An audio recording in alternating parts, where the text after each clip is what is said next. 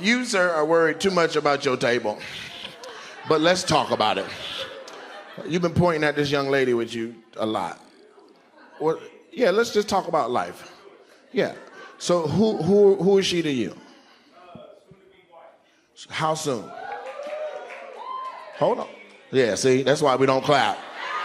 He was like, maybe, shit, next blue moon. I don't know. When you gonna get married?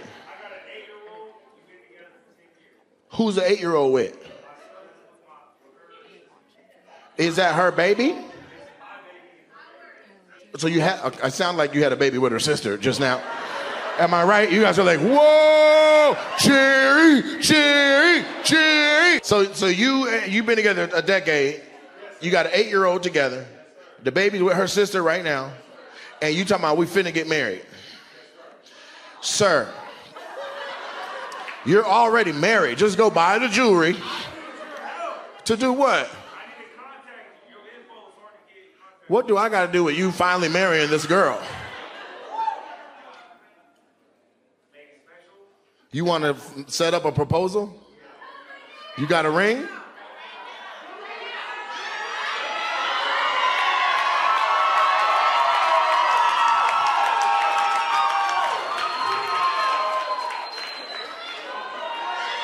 Do you have a ring? Do you have a Fruit Loop, a Cheerio, a paper clip we can make a circle out of? A Nuvo ring. Do you have a Nuvo ring? She doesn't. Her baby's 8. Look, that girl got up. I have one. Here, put it on. You need my help to help you get married. You got your own ring?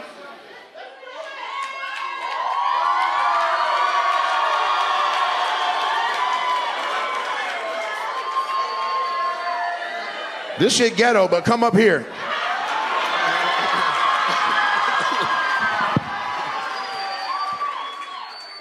That white woman was like, use my ring. Come up here, I don't give a f***. I'll marry you right now.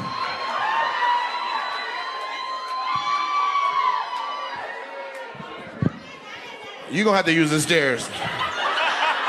No, hell no. She was like, dee doo.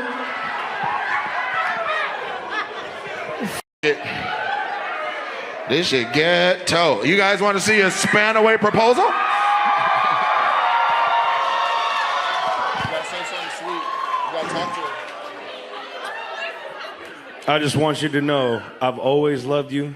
You gave me a beautiful son. No matter what we've been through, I'm gonna be by your side forever.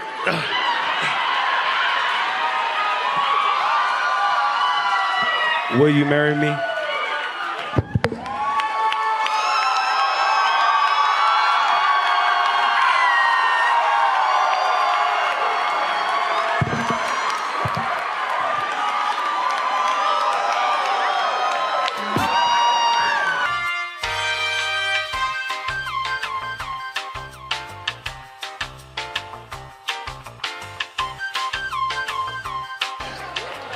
That was the most ratchet proposal I've ever seen.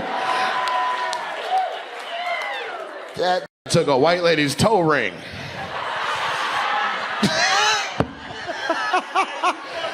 Hey, f it. You've been with her for 10 years. You needed to do something. Shit. It fits? It fits?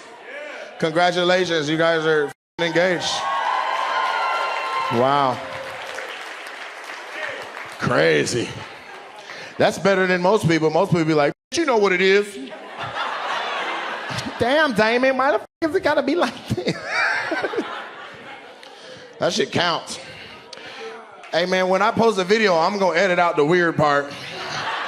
It's just gonna look like he came up here. Can I just, you know what I'm saying? Not all that other shit where he was like, I don't even really know this, but whatever. That's crazy. Where's the white lady who brought the jewelry? What? You just took a ring off? Like, I will help. Romance. Wow. Who are you? You have a big heart. She said, no, I have a lot of rings. I'm Mr. T in this. All right, now you gotta be quiet for the rest of the show. They had no ring. You're like, that's crazy. Isn't that crazy? Every woman in my life would have been like, get your stupid ass the f*** up. You ain't got no ring. No.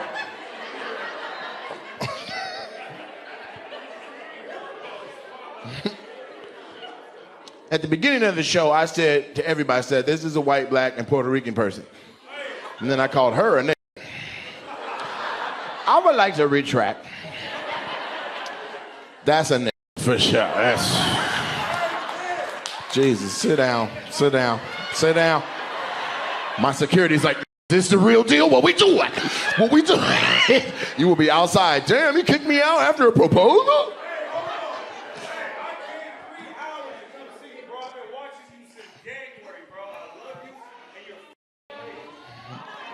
Sit your ass down.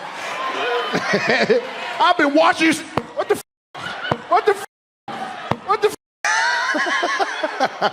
I'm your biggest fan. I gotta the whole show up. What's your name now? Ronnie? Nice to meet you, Ronnie. Nito? Okay. You know what will be Nito? I'm gonna tell some more jokes and then we'll talk after the show. I'm not even sure if I'm supposed to be here. This fucking place is supposed to be decorated like Snow White, but, you know, that's a crow. I don't remember that. I don't remember that from the movie. Do you remember crows in the movie? I don't remember that. And the goddamn eyeball moves with you no matter where you go. There was a crow in the movie? I believe you. You have on a Disney shirt. Your shirt literally is from Disneyland. You're like, there's a bluebird on my shoulder, and there's a crow on the other side. Caw. You what? I worked there. You worked at Disneyland? Disney World. Oh shit, fuck land, huh? I don't know how this shit all comes together like that. That's crazy. I just guessed it. She's like, that's where I was born. At the Epcot Center. Who's your favorite Disney character? I actually was a Disney character.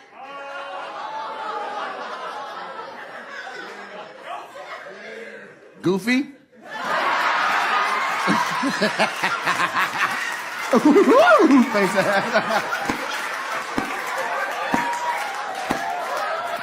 Your husband is rolling like, yeah, that's what you get, Cheryl. What character were you? What? You were a chipmunk every day? Fuck. I was almost a Chippendale too, but I was in Vegas. They were like, all that dick? You gotta get a job here. I don't have a gang of dick. I just a reasonable amount, you know what I mean? You guys are a couple, huh? I see you holding on some thigh right there. Yeah? You're handsome and you're pretty. How long y'all been doing this little Instagram dating model thing? Do you even like each other? Or you just know you look good together? You love her? Okay, look what you're doing. You're doing something right. How long you been loving her? 10 months. 10 months? You don't love her yet. That ain't enough time. You like her a lot. You're enamored, but that ain't love yet. Because love don't smile like that. He's like, 10 months, yeah. All the old couples are like, man, this won't die. She survived the pandemic, man. I was dropping her off in COVID hotspots. Survivor, man. I had her riding bikes with Biden. She won't even fall over, man. It's crazy. Where'd you guys meet at? At Target? You just caught her? She was shopping for rugs and shit? What'd you say? Like, how do you mac at Target? That's what you said? That's handsome game. I'm fat. I gotta be like, shabooba-doo-boo, yeah, yeah, yeah, yeah. You came up with a six-pack. Hey, you know what I'm saying? I was just, damn, I thought this was Walmart. I don't know where I'm at. And she was like, it's okay. You want some? I got you. You want some? What's your IG? This is my Finsta. What was y'all first date? You said what? You heard me. He trying to buy time. He ain't slick. I do this shit for real. You said what? What you said? You heard me. You got the answer now? Yeah. I'm gonna come back, sir, because you're a little jar of laughs. Yeah, he's gonna do some good shit right there. So what do you do for a living? I asked. You're a cop? Okay.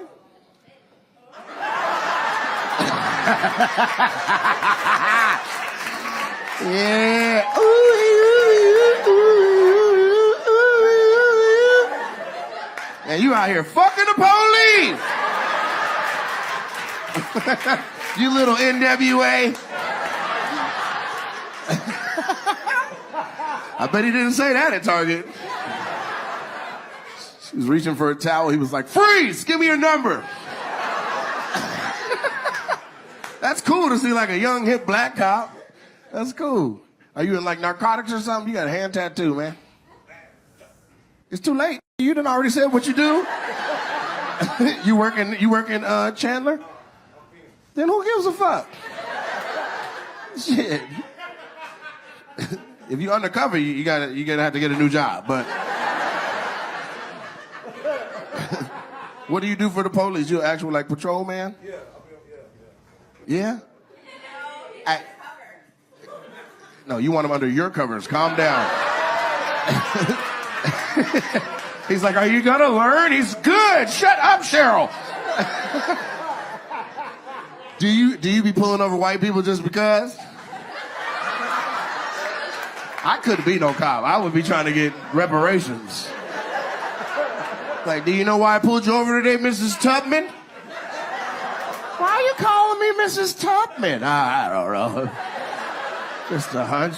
Miss Shirley Chisholm, get out the car.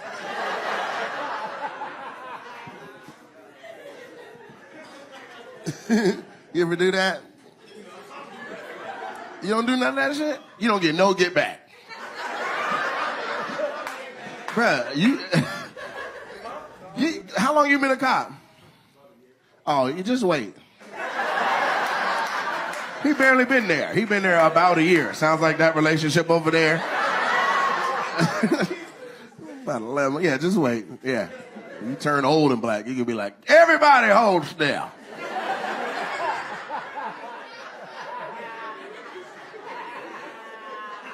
Now, you can either hand me your billfold or you can get a ticket.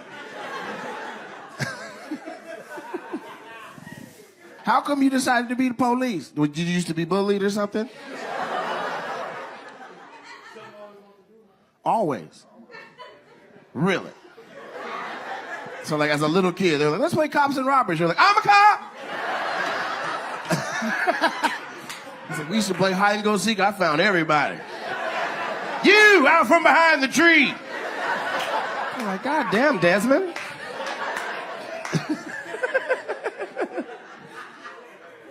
But I want to know how y'all know each other. This looks very diverse. Are y'all 2 and 2 or a group of 4?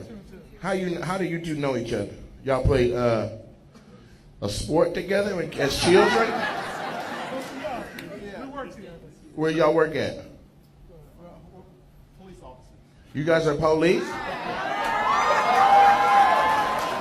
Thank you for your service.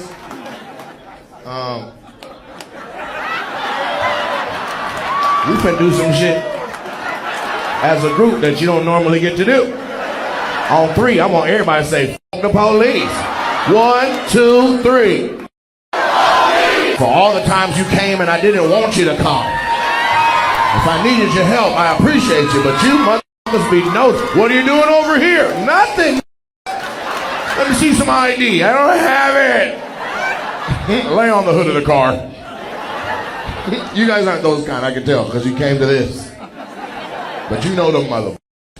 You don't look like a cop. Neither one of y'all are built like police. Like, you guys got desk jobs. Like, keep it a buck. Like, if I stole your phone right now and ran off, I'll be free. You guys don't strike me as the perpetrator's on foot. We were going to pursue him on foot. You guys are like, hold the fuck up just a goddamn minute. Fire! He got away. He got away. So do you guys drive trucks for the cops, or? Why are you guys built like truck drivers? What the fuck do you do? Like on Tuesday when you get to work, whoever's in charge is gonna be like, hey, go blah blah blah blah blah. What's that? Sergeant. You're the sergeant, so you run shit. And you are a sergeant as well? What do you do? I'm a detective. You're a detective? So you get to the bottom of the shit.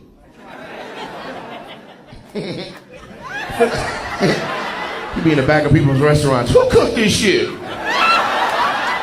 This motherfucker tastes delicious. Freeze! You're a great chef. That's a fat detective joke. You like that? Hey, fat detective. What's your name, officer? Oscar? Like the wiener, girl. Like Oscar Mayer, Detective Oscar Mayer Wiener. Oh my God. Your wives are laughing at you guys. I want you to know that. The white lady's a little bit on the fence, like, you leave him alone. But your wife doesn't give a f about you. She's like, get his ass. Get him. No, but thank y'all for y'all service in real life. Real shit. Real shit. For the times that we need you, not the times that we don't. I'm sticking to my guns. F that. I'm sticking to my guns. Clarify. He's armed! No. Goddamn police. Didn't that feel good? I want you to know when I say f the police, some of y'all, it came from a different place. Some people just said it to say, yeah, f the police, yeah! He was like, f the police! F them! Shit! I can feel it. I felt it from you. For real. Like your eyes open, like, f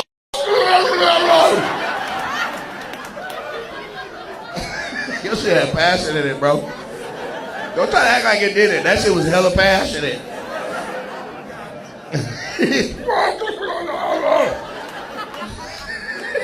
He looked at you a little after he said it, too. He was like, f the police.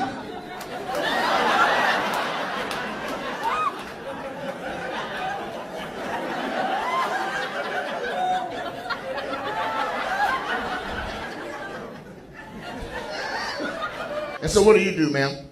I'm a stay-at-home mom. Stay-at-home mom? That's now she's the hero. Yeah. She at home raising all your big ass kids. 3 of them, and they all big in the motherfucker, ain't they? 3 boys? 2 boys and 1 girl, and she's tough as fuck, ain't she? She be beating her brothers up. Shut the fuck up. What are you gonna do, call the cops? Daddy's not here. What's the daughter's name? Abby. Oh. And what's the brother? Chad, Tad? Noah and Owen? I knew it was gonna have a little bar in there. Noah and Owen. That's how you call from outside. Noah, Owen, get your ass back in the house. Get back in the house. Ooh, Daddy said y'all better get back in the house. Shut up, Abby.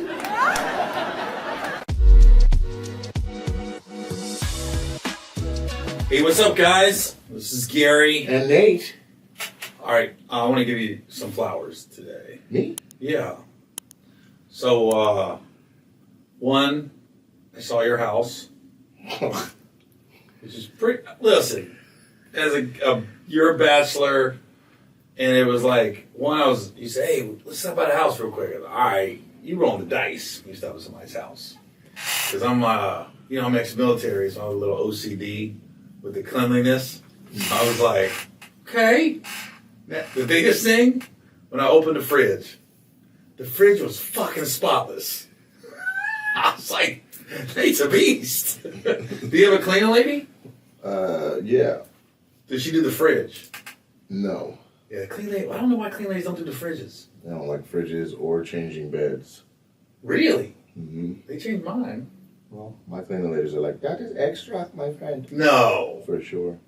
Yeah. Well, it was an impressive house, man. It was clean. It was comfortable. Like, I always think if I can go to somebody's house and I get tired, Yeah. that's a good sign. But just a quick question. When did you go in the refrigerator? You told me to look in the fridge because I told you to start eating wild-caught salmon.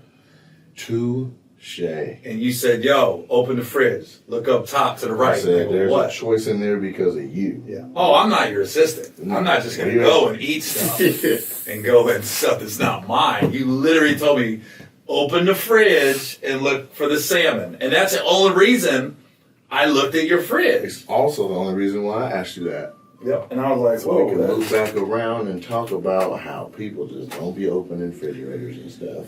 I would never go and just open a fridge. Insane. Ever. If you wouldn't open a fridge, then I imagine opening something cooking on the stovetop and helping yourself to be more egregious to you. Yeah. But hey, it is what it is. It is what it is.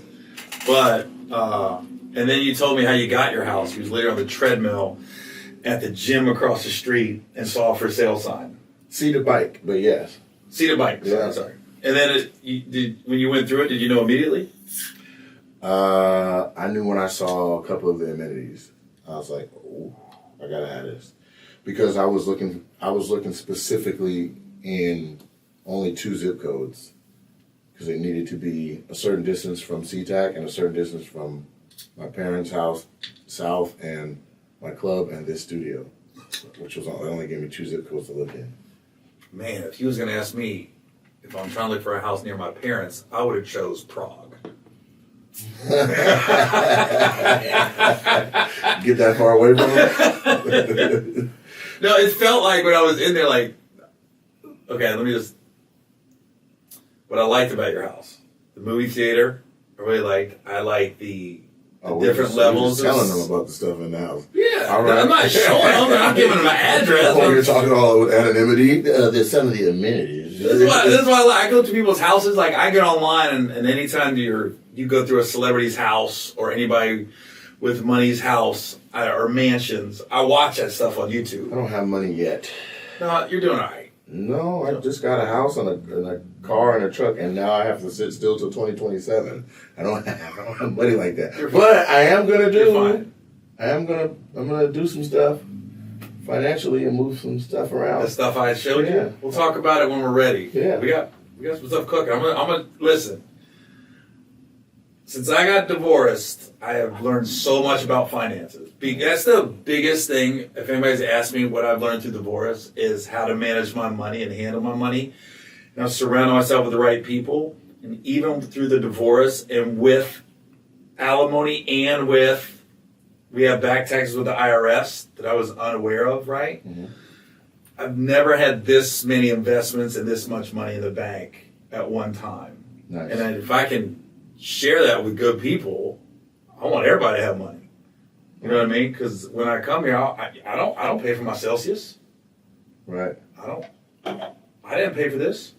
Mm-mm. You did that. Mm-hmm. So if you do that, you buy stuff for me. Yeah. I want to make sure you're good too. Yeah. So your girl liked what I told you about the finance stuff. Hopefully. She said this. I'm familiar with this, but not to the level that I want to answer a bunch of questions on it. I know exactly who I need to reach out to find out more about this, and I will get right back to you. And so, Have her reach out to my people though, okay, because they're not trying to do anything. No, they got to do it. Anybody got any questions? Have them call us. got it. You know what I mean? Yeah. Well, I mean, grand scheme of things, I'm glad you like the house. So I like the movie theater. I wish I had more yard Yeah. because I'm out there gardening and mowing the lawn is only 5 lines of a lawnmower. Dude, you're gonna make a good husband. For real. Sorry. Like, you cook, you're clean, and you just said, I wish I had a bigger yard so I could do yard work. Yeah, you're gonna make a good husband, bro. Garden. What? Well, this is how I was raised. I was raised on 8.5 acres. My dad was always, that's it. Yeah. So I guess if that's husband material, then Bro. I knew this already about me. Okay. Just saying, ladies, he's out there. No, ladies, he's not. Leave me alone. Sorry about that. God damn it. Just treat me like I ain't shit. Give me that same pussy you give every other man you don't think is serious. Oh my God, dude. Hey, man, that's how it is out here, man. If they don't think you got a future, they give you the pussy 2-3 minutes after meeting you. If they think you got a future, you gotta wait. We gotta stretch this out. Let's go to the other parts of our relationship first. You know what it reminds me of? Some girl told me this. She goes, she told me from a woman's perspective. She goes, the bad part about having feelings for a guy, he gets the least freakiest version. She goes, because when you don't really care, that's when you're going to Vegas and getting a stripper with a girl and doing wild shit because there's no real future. Your wife, who you might think is your wife, she don't want you bringing another person in the bedroom. She don't want you. She goes, and I was like this. Oh my God! I didn't even think about that. She's like, when we start having feelings for you, you don't get the wow one. If we don't care about you, we'll do wild shit with you. I go, huh? I mean, it might turn up a little bit on anniversaries, birthdays, definitely honeymoons, but the fact that they were like that every time they smashed in college. Oh my God! Why did your eyes go this way? You just thought of somebody in the air. No, I tried to think. She's right there. No. I tried to think. If there's one up there or 2 or 3, right there. them the ones that aren't like what I'm saying. The exceptions would be up there. The rest of every other woman is right there. Shit is changing, man. Everybody I've ever met, any woman I've ever said hello to since I was 4 years old is trying to reach out right now. They see your stars rising. Yeah, I'm trying to keep all of that protected, not make dumbass decisions. Don't. I'm gonna help you with that. I'm gonna make sure they can't get your money, bro. I'm helping you with that. Yeah. So when they be like, "Hey, they did this," like, I ain't got shit. Yeah. I got nothing. And that's the main thing. I'm trying to help you, bro. Because if I'm the golden ticket, or if they see a shot of this nut as valuable, they about to be a rude awakening. I'm gonna help you with that. In the financial terms. Yeah. I shouldn't have said it. I should have. But it's true. We got to protect ourselves, because if it was really about true love and all the other shit you talking about growing, then why is that a thought for women? Well, what I'm trying, because here's what I'm trying to get pregnant by one of these. They be at All-Star Weekend. I'm trying to get knocked up. Yep. But the thing I'm trying to tell Nate, finding out somebody got $200 a week, you like, wait a minute, I thought he was rich. I'm trying to help. You get knocked up, you be like this. You went for a rude awakening when you ain't got nothing. So. You gotta wait 42 years for a chance at anything. I told you so, be patient. Sit down. Just it takes time. I'll stop by the graduation. It's ridiculous. I don't know. So yeah. You're having a hard time, really? Life? You're not having a hard time with the dating scene. Yeah, this shit's outrageous. They can tell you, there's been people coming around where they're like, man, this is kind of rough. You talking about blast from the past? Talking about blast from, sure. The past is as recent as whatever we just said a minute ago. So yeah, give me a blast from the past. But I'm saying, like, you can't date somebody and they don't know you're Gary Owen. True. Well, you're Googleable.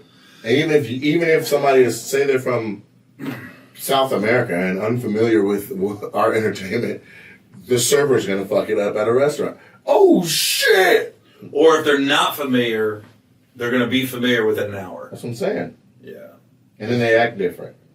Everything slows down. Everything's more expensive. You know, everything is just, it's like, man, this is a morbid way to date. I remember when nobody had anything. It was actual genuine connections. Now it's what have you done for me lately? Who are you? What can you do? What is this? What's a high value man mean to me? And that's then the internet ain't helping. Good God, if you get in that algorithm, it's bad. You ever go to like celebrity net worth? Yeah. It's always wrong. Yeah, I think I saw somebody, I don't know who it was, but somebody was like, I had that in my pocket when I read it. I was like, dang. I want to see what mine is right now. I haven't been to the website. Let's see. Your celebrity net worth? I'm going to look up you too. Let's see what Nate, it's an actual website. Really? Yeah. CelebrityNetworth.com. So we're going to type in Nate Jackson. How would they know? They don't. They're just guessing. It's a hell of a pocket watch. So, Nate Jackson. How much money does Nate have? Let's make sure we got it. Are you even on it? Nice movie theater. Are you even on it? No, I ain't got no money. I just told you that. No, but you're a celeb. I'm an R celebrity. You are a celeb. No, R list. I'm not ABC. Why not put Nate Jackson? Put Chingy. Like Chingy's net worth. My cousin on there? Is that your cousin? Hell no. Oh, okay. This is Nick, Nate Diaz, Evan Tanner, Gerard Mayo. Why are these people on? I'm looking for Nate Jackson, bro. I told you I'm not. I ain't got no money. This is unbelievable. No. Let's put you in. The people they have are not near as popular as you, though. Yeah, but I ain't got no money yet. Not even close. But this is a white-run website. They definitely should know you then. Okay. We'll type in my name. See what they say I'm worth. Gary Owen. Oh, I popped up. See? Says I'm worth $4 million. That's big money. What is Gary's net worth? Gary Owen is an American actor and stand-up comedian who has a net worth of $4 million. Gary had his breakthrough in 1997 on the stand-up comedy television show Comic View. Did not make the money off that. Following that, he began appearing in comedy films including Held Up, Daddy Daycare, Little Man College, and Think Like a Man. I have developed a large African-American following due to his appearance on the cable channel BET. Owen was named Black America's favorite white comic by Ebony Magazine. It's got my date, where I was born. It has all that? Gary began his stand-up career earnest after his military service, forming in San Diego. He began cultivating a substantial African-American fan base and started taking home accolades and honors. His early success resulted in his first gig at the famed Hollywood Comedy Store. Damn, they got everything on there. They might have been reading my bio. At the end of the day, it's $4 million. That's what they say. They don't know. That's what they say. You know what I've been watching online? What's that? A lot of people are posting these really sentimental, behind-the-scenes posts about Quincy Jones. Yeah, he's the best. I didn't know he was...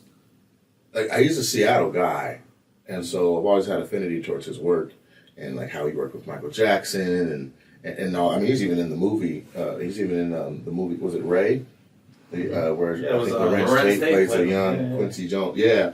And so, but it's just a trip to see, like, did you ever see the video of the piano savant where he plays, I think it's Bach, and then turns it into church and then turns it into jazz? He posted a video where he's playing the piano and the video was only on Quincy while he's jamming out. And he's like, yeah, John, yeah. Yeah, man.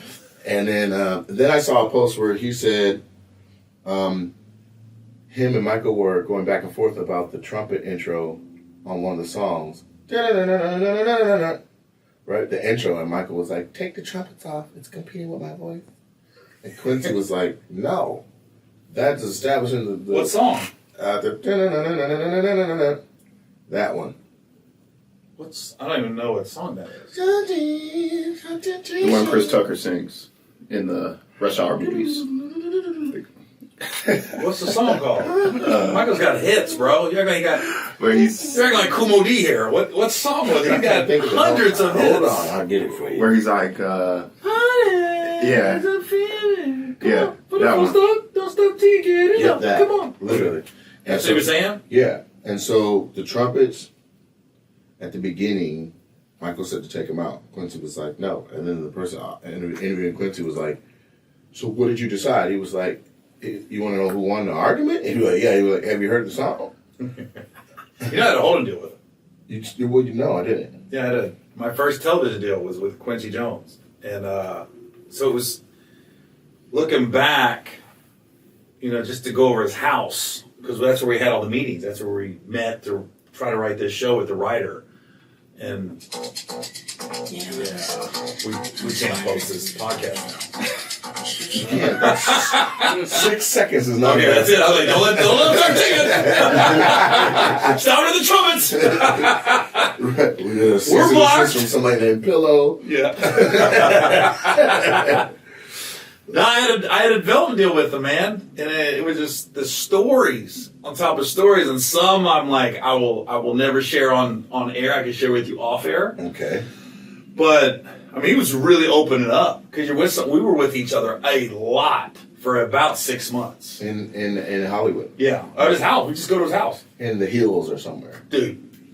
This is the most pimp shit I've ever seen anybody do. The street he lived on in Bel Air, he had the ex-wife with his daughter in the house across the street. And then he had this house. He was building the big house, ended up being his house, this is 20 years ago, at the end of the road. Right.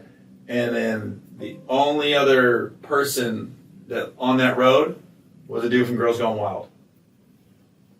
What? So he basically was like, I'm not with you anymore, because he had a young daughter. God, she's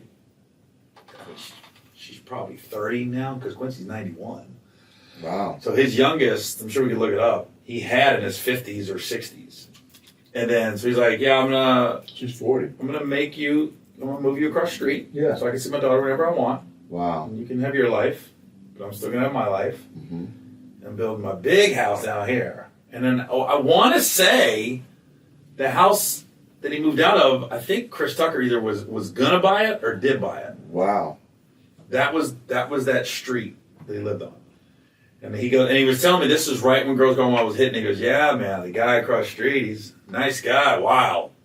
And I go, who is it? He goes, nah, he didn't really know. And then we finally figured it out. I go, that's the dude from Girls Gone Wild. Wow. Yeah, but man, all the houses That was were successful. for a minute. Yeah. The infomercials or the commercial would play at the end of the night. Like, That changed the game. Wow, what? That was a game changer. But he lived across the street.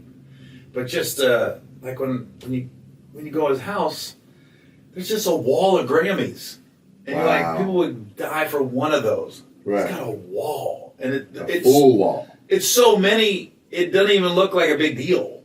Wow. You know, it looks like a bunch of these liquor bottles. You know what I mean? Because Right. there's just so many, and then just stories of, and they're all true.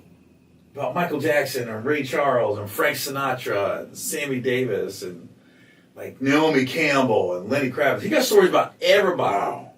And he's just sharing them. So how, not that you were out of place being there, but how did that happen? Did I get the Holden deal? Yeah, how does a I was guy there. from Ohio end up at Quincy Jones' house with a holding deal? I was in Montreal JFL? just for laughs. Okay. And I had 4 sets at Montreal. First one I bombed. I mean, I didn't get a laugh. Damn. I was on the New Faces. I was the first comic on New Faces, and we drew numbers. I drew 1. I go, The bullet. so I'm talking 6 p.m. on a Wednesday. I'm going up to Montreal, and the set I had been working on. You know, an hour you can have 5 minutes of dead time and still be all right. Right.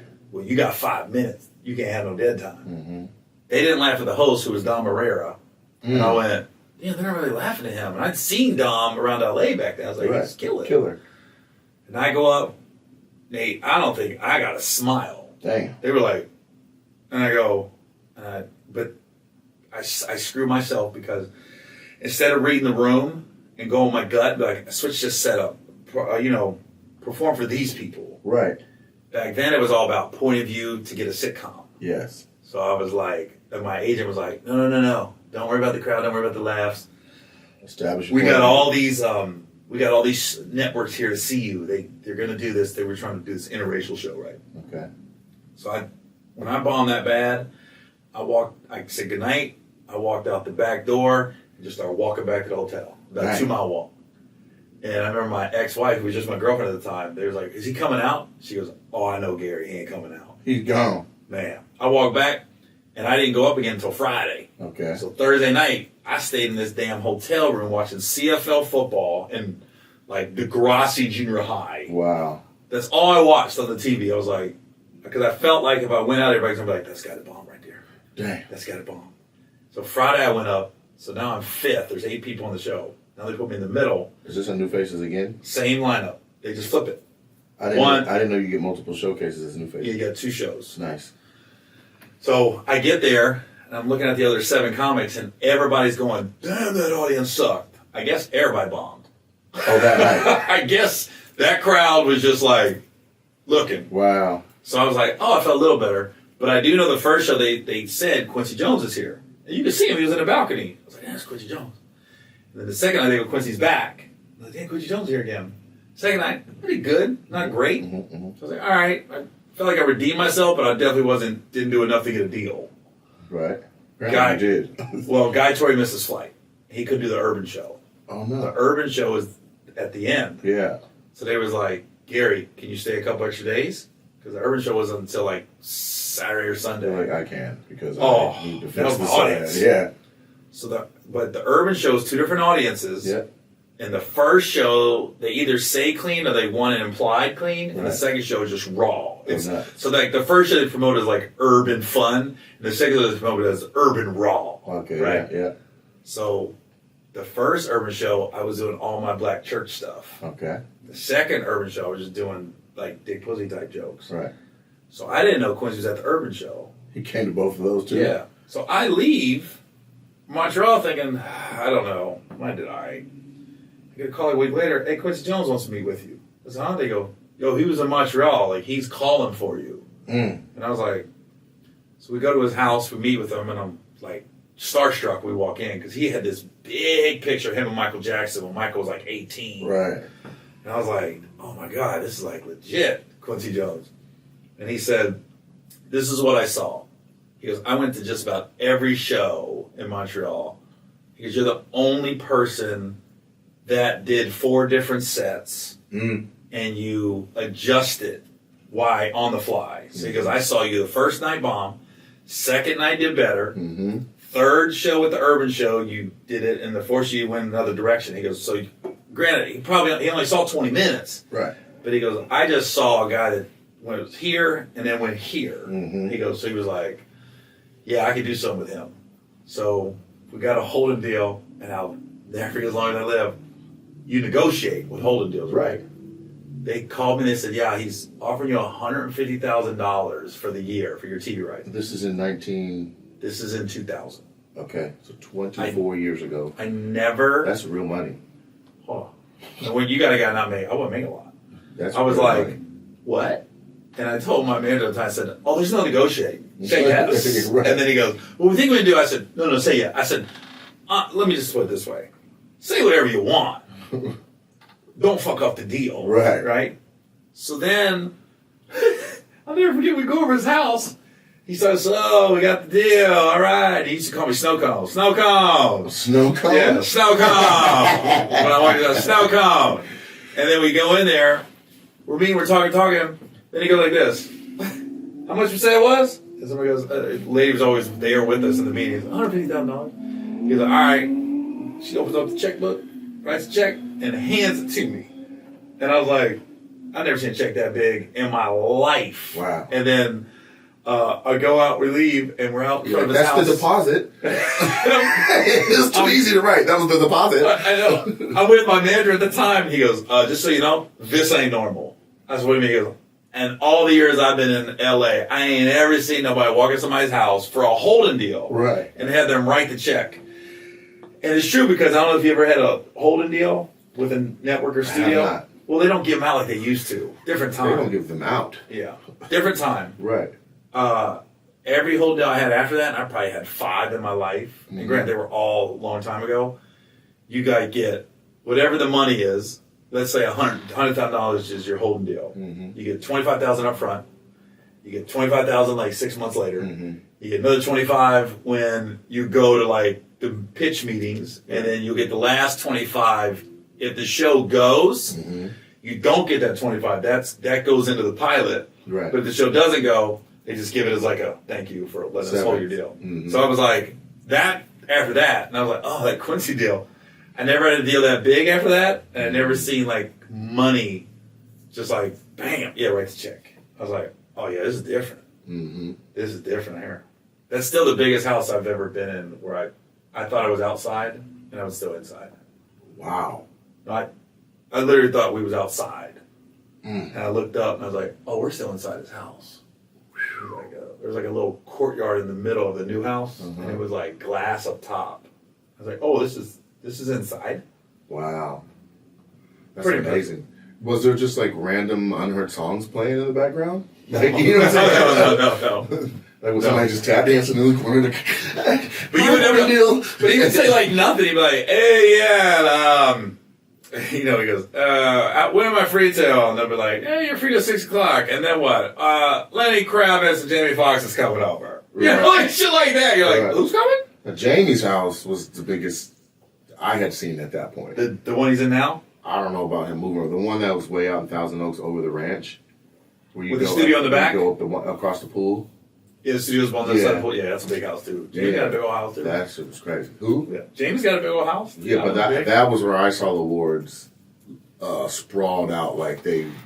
The Oscars and stuff like that. There was so much. There was trumpet awards and I think there was an ESPY or something where you hosted something. There was a lot of shit. There was so many from the floor to the ceiling for like I don't know 75 feet.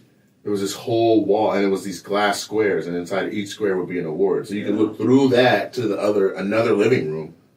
I also remember you had this beautiful coffee table that was. A shitload of roses were inside of it. Oh, really? And then there was like I don't even call it a baby grand. It was a grand piano. And I'm like, man, I bet he just fucking sits at that and just ballad after ballad after ballad. Well, Jamie wanted to be a musician at first. Mm-hmm. It was like, he went to that school in San Diego. It was like a musical school. And then he just realized he could be funny. And just took off. I think he's the most talented guy on earth, Jamie Foxx. He's funny. He can sing, he can act, and he's athletic. Like, he can pretty much do everything. Mm-hmm, mm-hmm. You think? Yeah, but I mean... I'm not talking like, ha-ha funny. It's like, hold your gut. If you're with him long enough and he can start imitating you, I haven't seen so many people imitate me. Yeah, I mean, he's one of my favorites. Yeah, he's the best. He's one of my favorites. And I hadn't met Jamie. Well, I met Jamie, but I was at his house on one or two occasions, and he was never home. Oh, really? Yeah, like they're like, oh, he's in the Ukraine filming something, or he's in this thing. Remember Robin Hood? Stealth?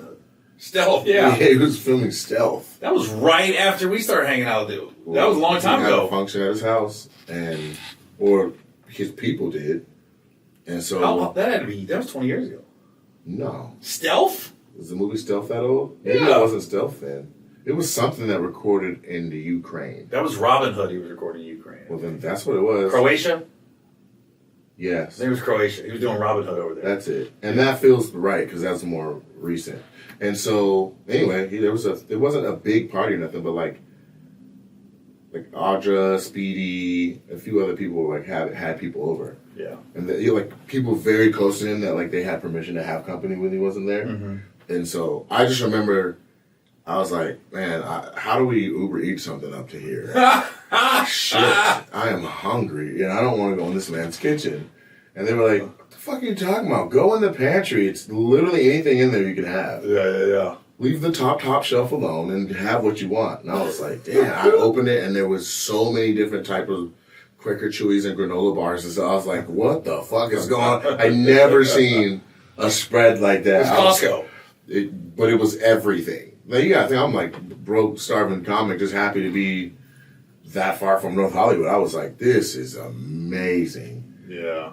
Fabric wallpaper, like fabric, like you could push it, like it was fat, like it was just the richest shit I'd ever seen. He posted something about a year ago, maybe less, where he had some TV that took up the wall. Yeah, seen it, and it was ceiling to floor, yeah. And he was playing. He was a Cowboy fan. It was like a Cowboy game he was showing. And I go, what the fuck is that? The TV? In his living room.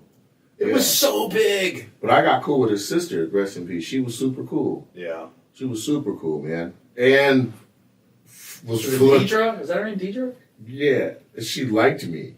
We just called her Dee Dee, but yeah. She was like She liked me. And she was on the spectrum. I don't know what her thing was, but she would be she would do that. Like we'd all be talking, and I'll just look. She'd be right there, like Jackson. I'm like, you know, give her a big ass hug. You good, baby? Yeah. She was so sweet. So I hate that she passed and had the complications that she had, but yeah. So then when I did meet Jamie, he was hosting the BET Awards. That's when you did a warm up, right? Yeah, I did the warm up, and you're like, he probably wouldn't give a fuck, and I'm sure he doesn't. But that was when I met him. But it was like, it wasn't the Jamie from TV, and it wasn't the Jamie from music. It was actually like Eric Bishop. Eric Bishop. Yeah. You know what I'm saying?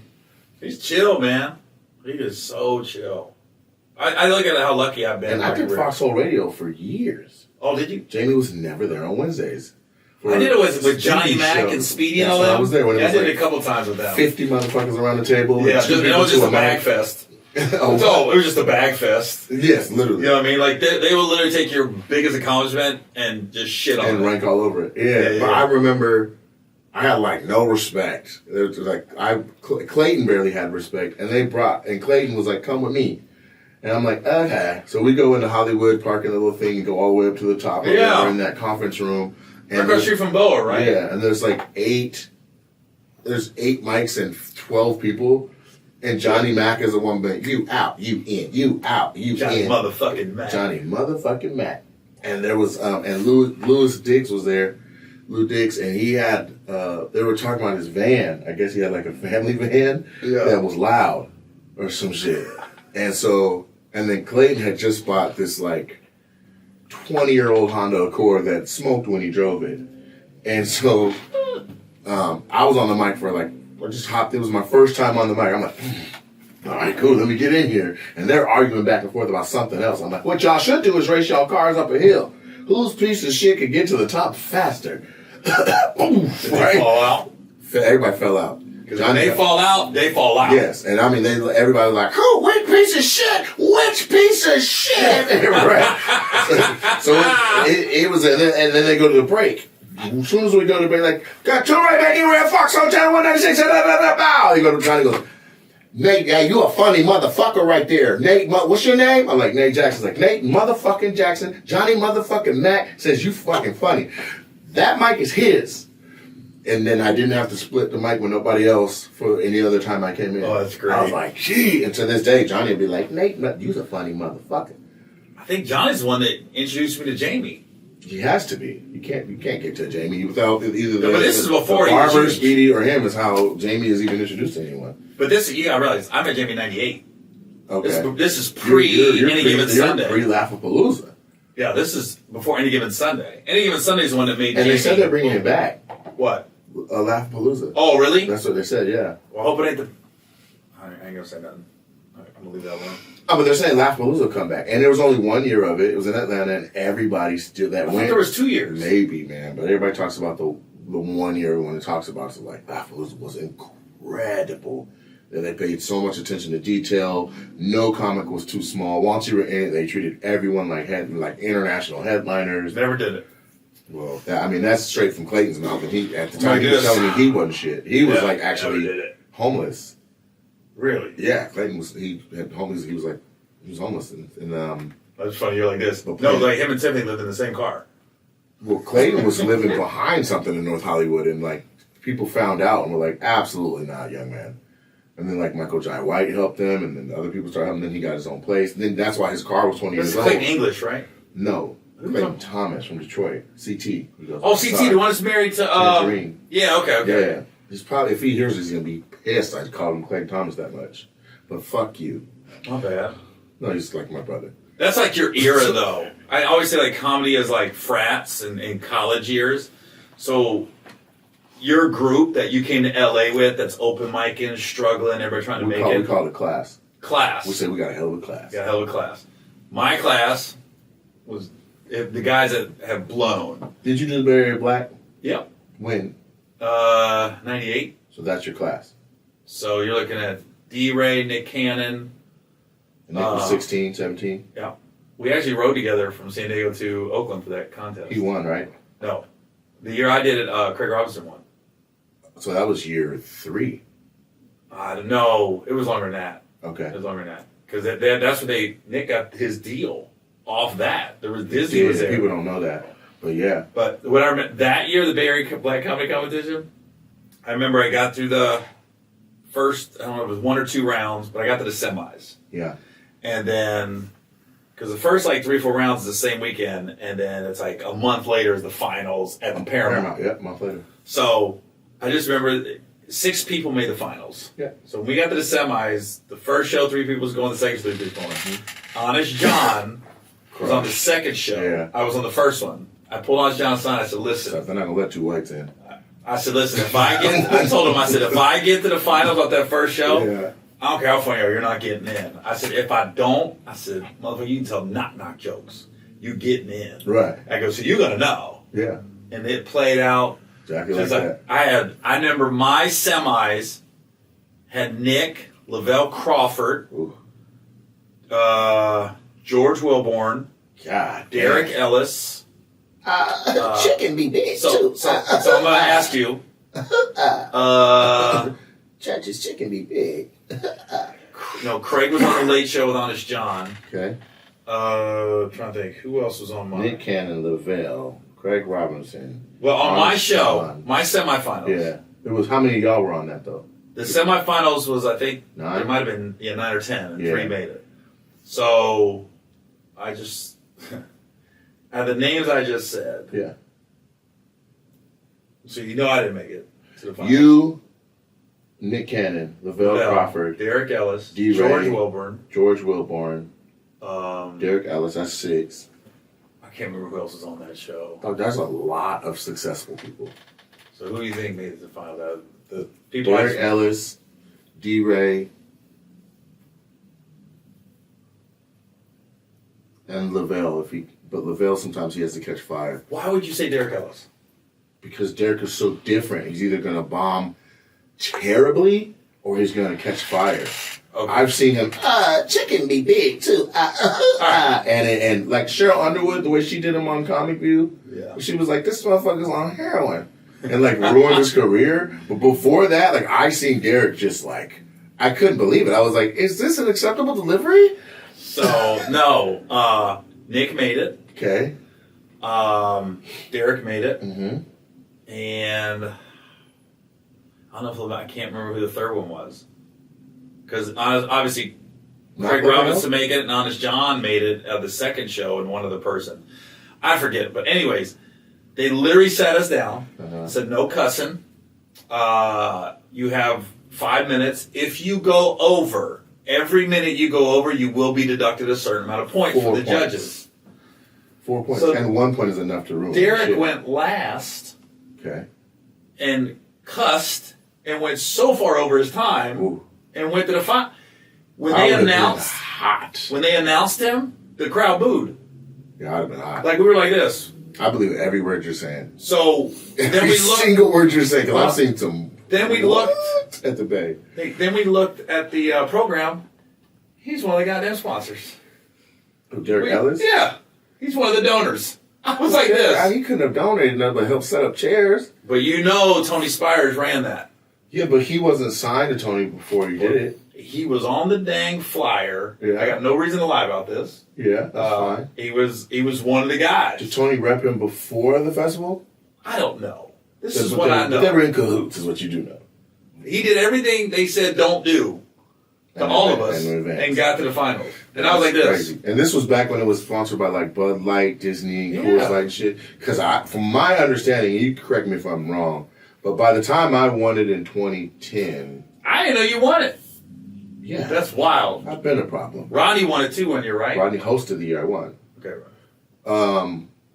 Yeah, and they didn't allow for people to do it multiple years because Mark Curry won more than one. He won the first and the third one, I believe. Jamie won it 1 year. He did, but the prizes were so big that, if I'm correct, you got 4 episodes of The Living Color if you won Like the that? Bay Area. But that's what got that. Jamie got on The Living Color because he won the Bay Area Black, Oh wow, I didn't know that. and Wanda was in his set. So Keenan developed Wanda to be like, Wow. you're going to come out as Wanda in a sketch. I didn't know that. Yeah. And that's what's like, stop me if I'm wrong, but that was the impression that I had. But I saw videos of like, because Tony had all these tapes where he's saying the rules in like this small room and every contestant's in the room. And the camera pans around and everybody's dirty and broke. I've seen that. I saw Everyone's that. dirty and broke, but it is Faison Love, Who? Chris Tucker, Cat Williams, Dave Chappelle. I just couldn't. I was like, Jesus. And so he has all that stuff. He has, and it's all VHSs, and he was trying to get stuff transferred over because he has 25 years of all this history. Mm-hmm. He's talking about bringing that back too, but it takes so much to do that shit. I don't like contest. It's so subjective. It is, but I'm not.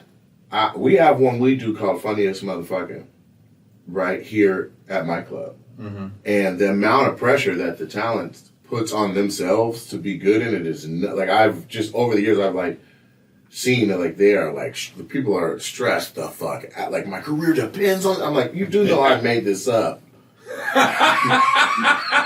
from scratch. No, you 4 years understand. ago. This changes everything. Gary, I'm talking about after last year, like 3 or 4 of them were like in the empty showroom, like fucking pacing. I'm like, everybody get the fuck out, man. This shit ain't even, it's not even a real thing. I mean, it's real, but it's not like, I gotta win this shit to like, you know what I'm saying? Like that, and it was the pressure they applied themselves.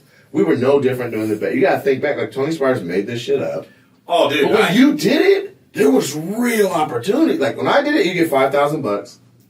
And Marcus Combs was the favorite to win.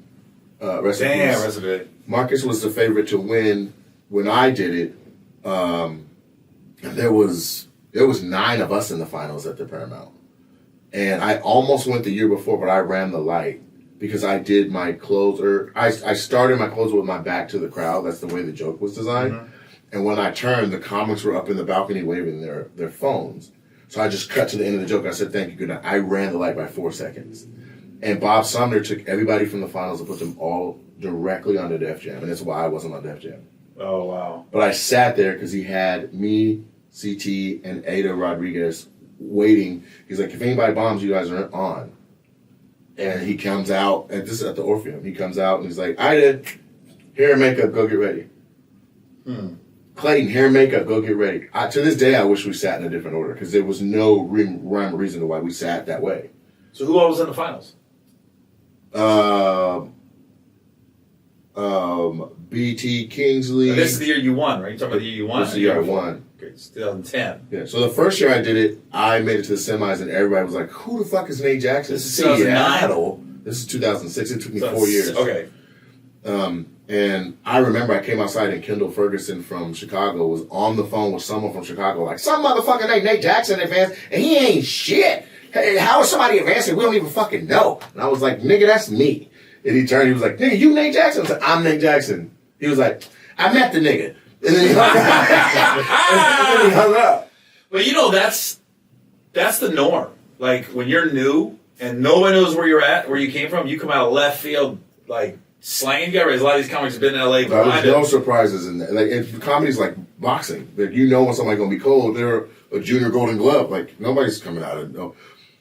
Yeah, but you got jump to the semi. So I jumped to the semis 2006, and then just my set was just like the next year I got to an advance. The next year I come out to Rock, and it's 2007. 2007, and I could have it mixed up, but I come out to Rock, and Kool-Aid goes up in front of me, and he could have handed out stimulus money the way that crowd was rocking. I mean, he destroyed. It was my first time having to follow Heat, and I only got 5 minutes. Yeah, no, it was a semis though. And yeah, but you still, how long you got? 5 or 8. Heat's hard to follow when you only got 5. It was insane. He had Yoshi's like vibrating, and I was on the side. And I remember I had this hat that I like it was like I had it specially made for this, embroidered. I wore it to the back and it said Seattle across here. And before I went up, I could not find it. And I was like, I need my fucking hat. So I was all out in the showroom while he was on like minute 3, minute 5, minute 6. And then Rodney was like, nigga, fuck that hat. You need to focus. And I got back to the side. When I got into the green room, Rodney's on stage like, God damn, boy, that's Kool-Aid. We got one person that's advancing. I don't care what y'all say. Y'all ready for the next act? You know what I'm saying?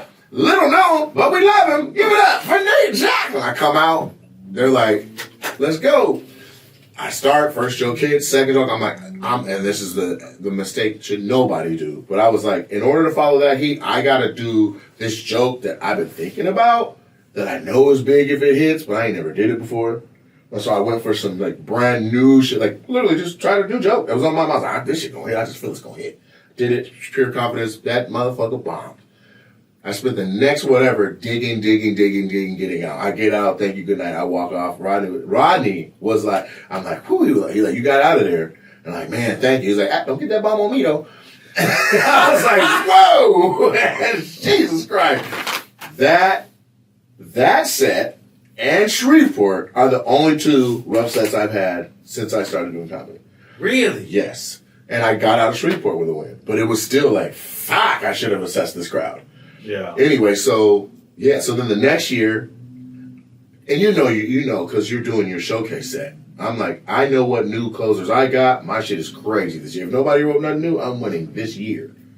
And I was talking shit too. I'm like, y'all know what it is. Shit, and I had this new seizure laugh joke. I'm like, if that shit, and you see me do that at the college, you saw that hit. The seizure laugh. Oh, yeah. That was a new joke. I was like, shit, I could close with this hoe. And so I was like, I'm closing. That's when I ran the light. Damon Rozier, wheelchair comic from New York, rest in peace. Do you remember Damon Rozier? No, never met him. He's very funny.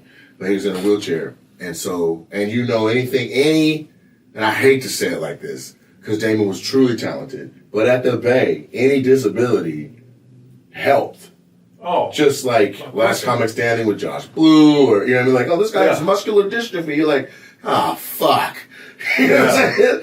Or an instrument, a motherfucker with a ukulele? Oh, you're in trouble. That's why, when you're done, I'm going to tell you why Craig Robinson destroyed. Oh, I bet. And so, anyway, then I did it.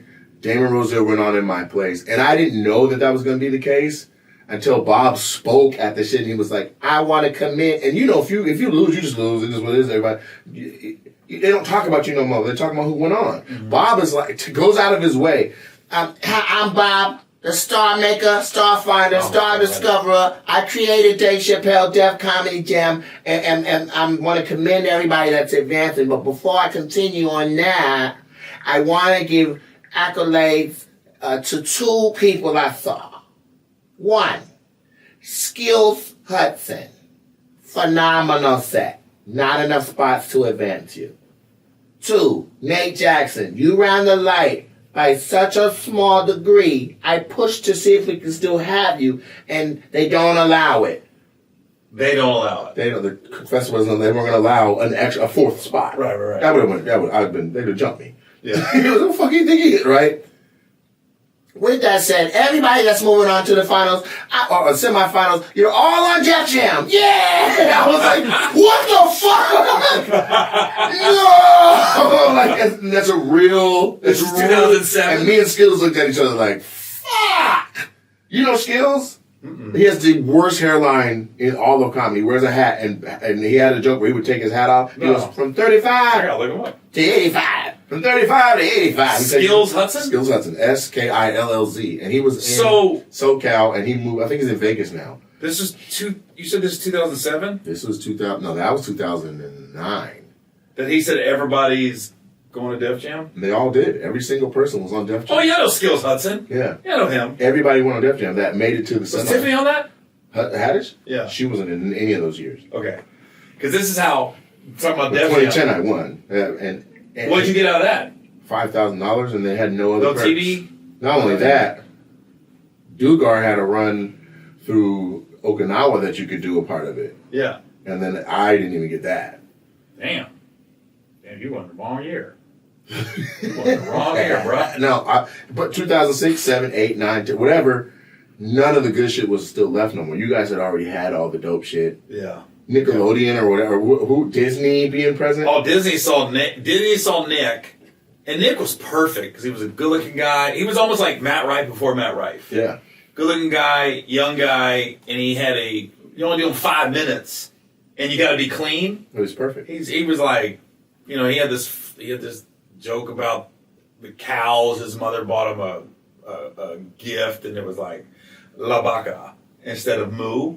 He goes, it was Spanish. Yeah, it was Spanish. I remember sheep, la vaca. Moo. He goes, that's a cow. He said, what does a cow make? La vaca. It was a funny joke. And then Craig Robinson was on the piano, and this is a different time because his big joke, he just get on there, start playing the piano, and no matter what the crowd was ripping or not, he was monotone. Yeah. So he comes out and he goes, so I'd like to sing a couple songs for you guys. And he goes, so this is one my cousin wrote, and you guys should enjoy it, but yeah, she's retarded. And then he goes, over the keys? Yeah, he can play it. It's like a love song. He goes, I was like, can't do that today, but that he would did it though. on Def Jam. He would do that shit today. Actually, live. He did on Def Jam and it killed. And it was just fuck. And then he did a joke about he'd get the whole crowd involved, and he'd be like, he says something about, I don't know what the song was, but anyway, can I have some booty? Yeah. And then he goes, come on, sing with me, fellas. And then all the guys go, booty. He goes, see, girl, everybody wants your booty. Yeah. It would destroy. And 5 minutes of that, forget about it. You're fucked. Yeah. You're fucked. I was like, because every time I'd see him, like, when you're open micing, you're looking at the list, and every time I would see Craig Robinson, that fucking keyboard, I'm like, God damn it if I go after that. Because you got to work. Yeah. It's not having fun, you got to work. This was when Craig was like full on okay with doing urban stuff and all that. Oh, yeah, he was doing everything. Yeah. All them Chicago comics was beast. But Tiffany's funny when you're talking about Def Jam Bob Sumner. Mm-hmm. So they're doing this nationwide search, nationwide auditions for Def Jam. Mm-hmm. So I go up in Cincinnati, and to sound conceited, I destroy. Yes. I'm like, there's no way. I'm in Cincinnati. It wasn't like it was strong competition. I don't get on. I go, fuck, I didn't get picked. Then Columbus take that whole calls. thing out of his pocket and write his little notes. I don't know what he did. Bob has he has a man. So Columbus comes. He's in Columbus the next week. They call me and say, Gary, can you come up and host? All right. I'm thinking, all right, I'm definitely probably get on. For sure. Dude, they got me running it. I'm out there explaining the rules to the comics. I'm like, all right, guys, 5 minutes. They'll do this. So everybody's like, when you're on, fuck. Well, the way they got me is like, Bob shows up like star maker, and I'm the one explaining, like, Bob's going to be in the back. He's going to start Def Jam. They got this whole thing I'm reading to him. And I'm hosting, and we're done. And then, again, I'm like, did I get on? No. I see no Bob, or just no answer? I don't remember. It was a no. Okay. So I see Bob like a month later at the Comedy Store. I say, hey, Bob, can I talk to you for a minute? He goes, yeah. I go, I'm just wondering, man. I'm not mad or nothing. I was like, can you tell me why I didn't get on? Gary, look, man, I'm just here to relax. I don't appreciate you hitting me up like this. And I'm going, what? He goes, he acted like I came up like, hey, motherfucker, why did I get on? I was literally curious, like, what happened? Why didn't I get on? And he was like, I just came. I said, so I told him, I said, Bob, we're at a comedy club. I would never have you up at dinner. Right. I was like, we're at a comedy club, and it's before the show. I'm just asking a question. He was like, I don't appreciate you coming at me like this in a time when I'm just trying to relax. And, I was like, I was like, what is he talking about right now? I wouldn't bother you. Do you think that affected you? No, I already got told no. Yeah, I think that's a vibe kind of thing where he's like, he told me. But I don't think it's the kind of thing he's like, he takes his paper out and goes, Gary approaches when he shouldn't. And then No. I was already told no. And here's how the whole night went. It was hysterical. So the night started at the Comedy Store, and I stopped by to say hi to some people. I wasn't going up. So I go, I asked Bob, and he's like, it's not all about the laughs. It's does the material fit our show? And I'm going, if my material fit any show, it was Def Jam. Right. CMT, maybe not. Okay. Right. But my material, like, all right. I go over to the Laugh Factory to go up. I have never met Tiffany Haddish. I had never heard of Tiffany Haddish, right? Literally, she goes on stage. She goes, yeah, Bitch just found out she got Def Jam. I was like, who the fuck is this hoe? That is my first time I ever heard of her. I remember what she was wearing. 2007. Okay. Around that time. I was in the balcony that night. Where? When Tiffany said that on stage. Oh, really? Yeah, because she was on stage with her purse and shit. And she had shorts on. Yep. I remember she had like little black shorts. I don't know. Long way, her legs was out. She had legs. You know, because let's just say most women comedians aren't stunners. There's attractive ones, but they're not stunners. You know, Tiffany at that time, I was like, you know, she got nice legs. She's built. She's pretty. I was like, oh, what's that? And then bitches got Def Jam. I was like this. You gotta be fucking shitting me. I go, what is going on right now? I go, I just let Bob Sumner, and it's almost like he goes, yeah, the white boy, he gonna be on the side of the stage. Let him know who's on the show. But honestly, me and Tiff got cool. That's how I met her. And then she featured for me for a little while. And then I remember she'd always tell me, she goes, yeah, her manager called me. And he was like, yeah, Tiffany really likes working with you. And I think it's a good combo. It's a good balance. So we just wonder if, you know, she can start opening up for you some dates. I said, dude, you guys call the clubs. If they call me, I'm going to say yes. But I was like, I don't have the time to call for you. But if you guys call and say, hey, Tiffany wants to open up for Gary in Tampa. Tampa calls me, I'm going to say yeah.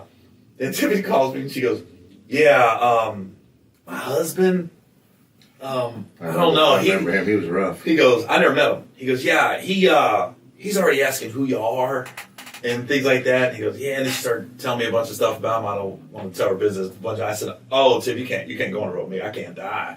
And she goes, what? I go, he's a cop. I go, and he's insecure?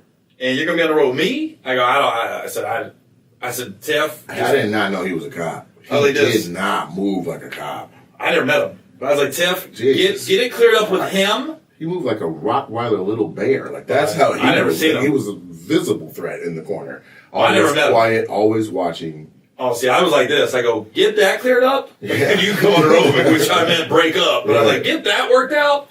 You can always go on the road with me. I like hanging out with you. But I was just like, you got a crazy dude? I said, and I literally told her, I go, you got to get over that. You in a industry that's 80-90% men on the road. Mm-hmm. I said, he's insecure already? I said, and me? Mm-hmm. I'm like, oh my gosh, dude. That was the first time I saw her, though. They split. Bitches got Def Jam. It's like, what the fuck? Mm-hmm. But it worked out for all of us. What time is it? Oh, 60. Oh, okay. Yeah, we got to edit out that 30 seconds. I'm just kidding. Hey, man, that's the episode, though. Yeah. So what do you want? You want to say where you're at? I don't know where I got coming up. I'll just, you know what? You know what, Pump? New Year's Eve. Yeah, New Year's Eve is going to be a great one to Pump. It's at the Majestic? No, we're at the Texas Trust Theater in Grand Prairie. There we go. Texas Trust Theater in Grand Prairie. I'll be there. Lavelle Crawford, Miss Pat. Nice. I got T-Row. Hey. And Nate Jackson. Yeah, and Brad. And so we're going to all eat after the show. You're going to meet my girl. You've never met my girl, have you? No, I haven't. Oh, yeah, you'll meet her that night. I'm excited. But so New Year's Eve, Dallas, Texas. It's going down. So I'm looking forward to that too. So you guys get your tickets if you don't already have them. If you want to see me in Dallas, you need to get your tickets. Facts. It's a fire show. It is. There we go. All right, y'all. We'll see you next week. Peace. What's your name, boss? Lawrence? This is crazy. This is crazy. Everybody I talk to got an old black man name. This is the first Asian I ever met named Lawrence on my mama. Is that your real name or that's the one you picked? I'm not saying it in the racist way. Asian people get to pick their name when they get here. So it's something we can pronounce because Shim Shao, Shimmy Shay Shao is hard to say. Lawrence is it's on your birth certificate? Really? So your mama looked at a baby little Asian. And you were adorable too. You're like,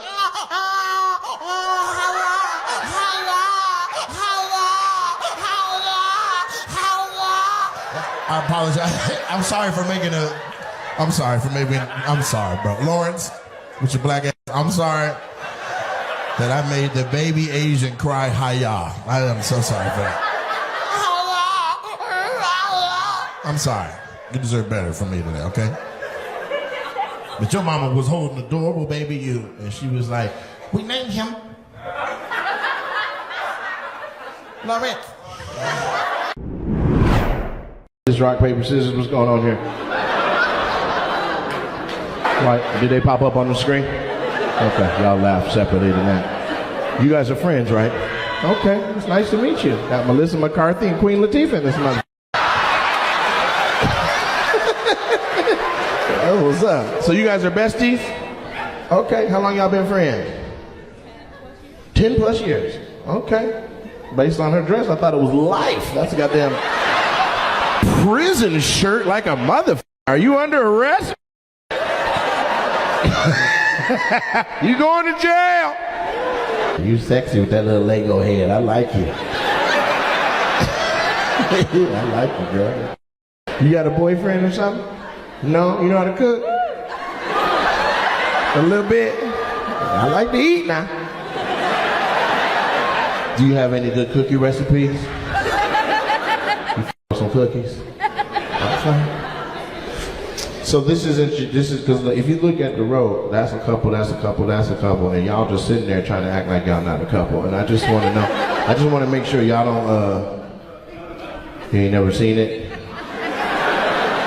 She's engaged to you? She's like, he's my king, Latifah. So where's your fiance? He's at work. So you like, I'm still going. So you bought 2 tickets and then told her come with you? Your boss bought you tickets? Your boss is here? And she bought better tickets for y'all than she got? Where the f y'all work at? I ain't never had a boss that would put me in a better position than them. Where's your boss at? I want to meet this goddamn white woman. I was right. There she is. She was like, hello, I am the white woman that blessed my employees. I own them.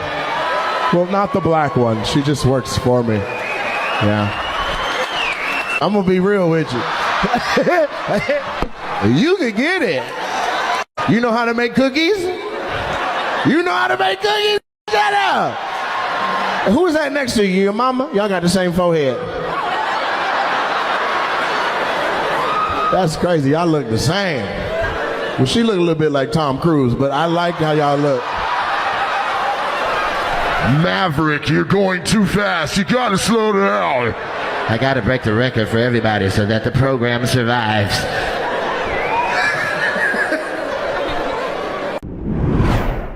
How do you know about the show, man? Right there, church lady.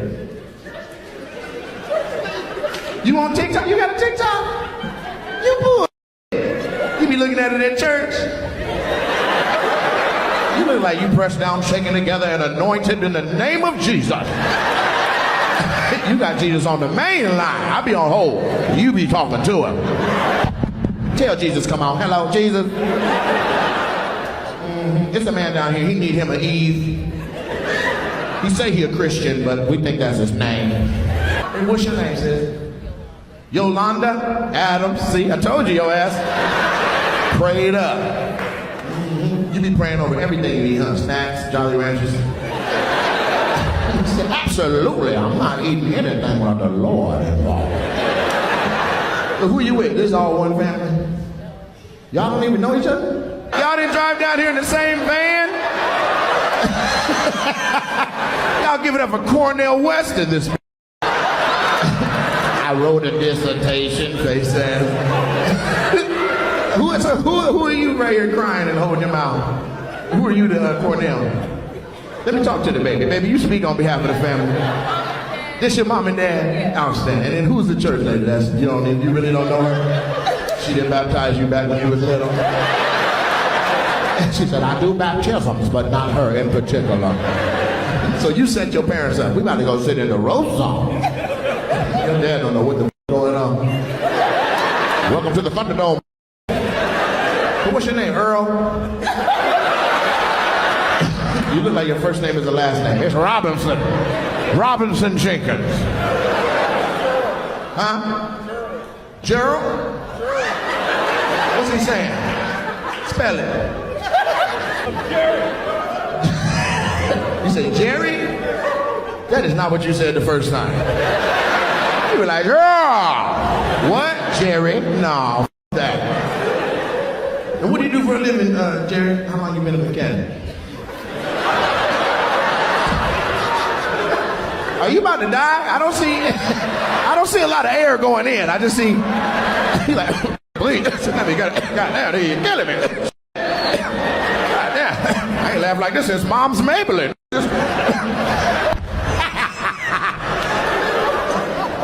Look like you went to school with Richard Pryor.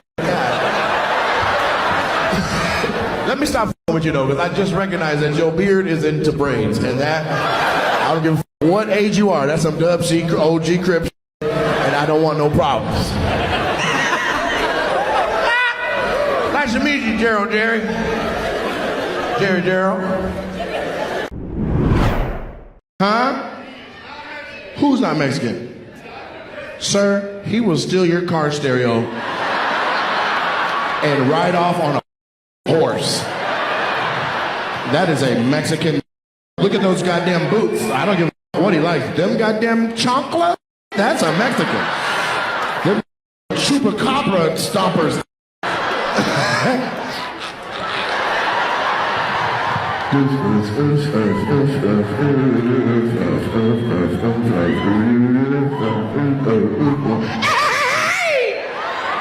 That's the boots he got on.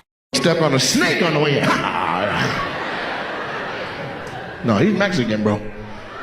All Mexicans aren't the same, bro. He's just different than you. He's Mexican.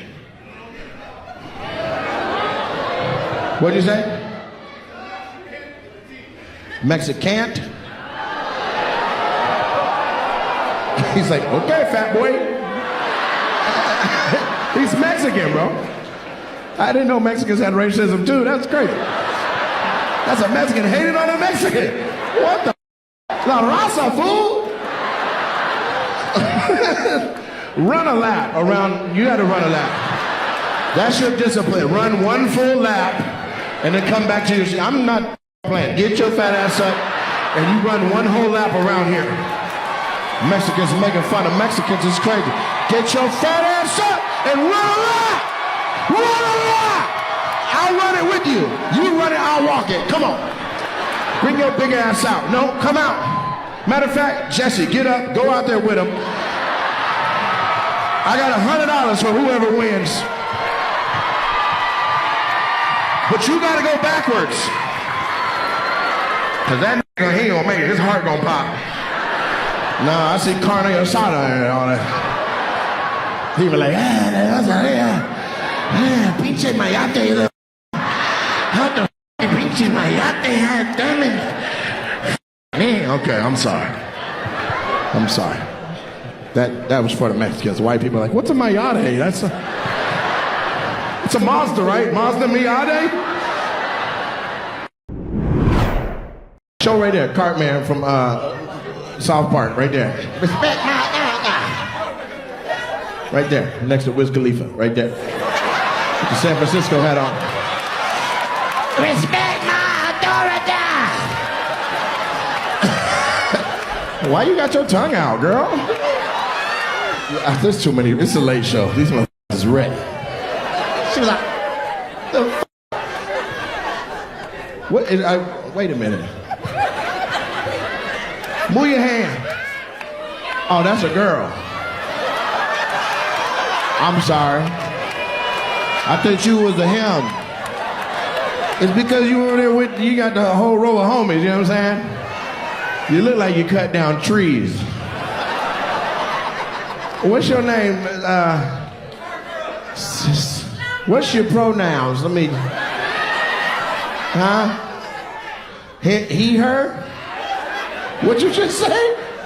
She, her. Okay, ma'am. What do you do for a living?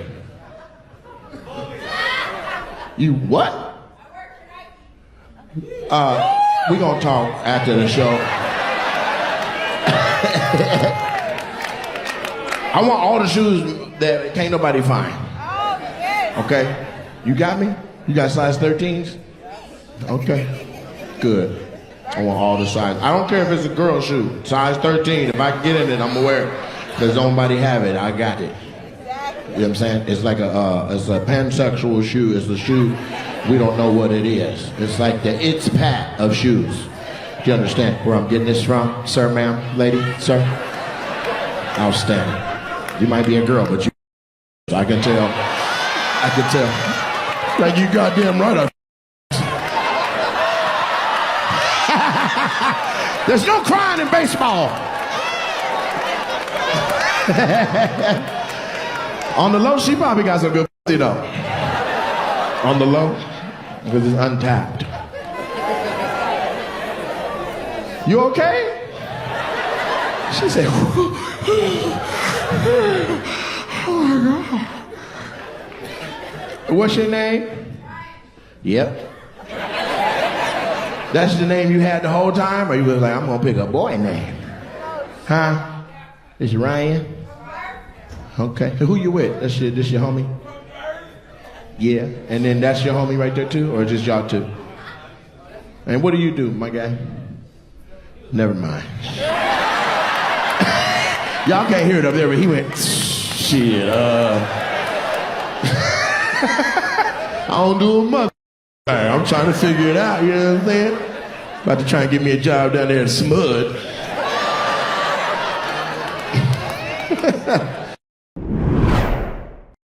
You an Asian with gold teeth? You from Oakland?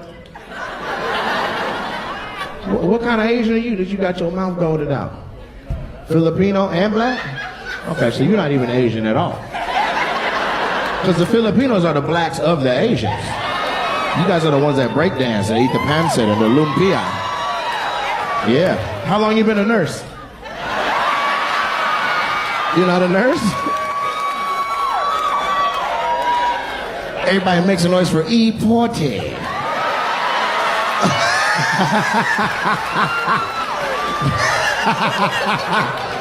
Hello, E. Porte. Ooh. Yeah? No? When'd you get out?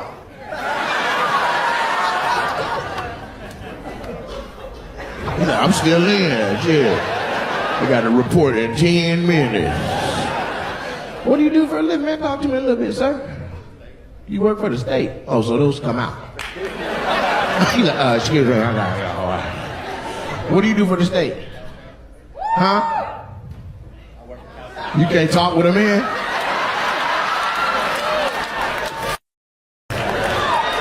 All the black people like, God damn. What do you do now? Caltrans. Okay, California Transportation Department. Okay. What you do? Trains, buses, landscaping. You sure you're not Mexican? You're tacos, you're Mexican. So you guys do all the plants, the trees, and shit along the railroad? Highway maintenance? Damn, y'all ain't gonna never run out of work. You can't keep up, huh? Because as soon as you cut it, it's back. What kind of boots you wear at work? He said, the same boots. Oh, my mama, we wear the same one. A little newer, though. A little newer, but the same one. Yeah, because them boots right there. These some old-ass goddamn boots. And you were answering, too. Who are you to him? Co-workers. Okay. Okay. Just workers, huh? What'd you say? You just a homie? Okay. Okay. I see you put a chair between y'all, so I'm inclined to believe you. Y'all got women? You ain't got no girl? You ain't got no girl either? You want me to hook you up with somebody?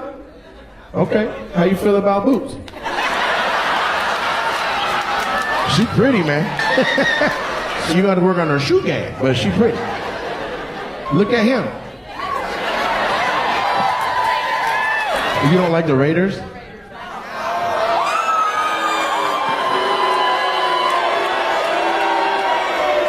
Hey guys, this is Sacramento. You don't have a team. Calm the f*** down. Yeah. No. So you said 49ers?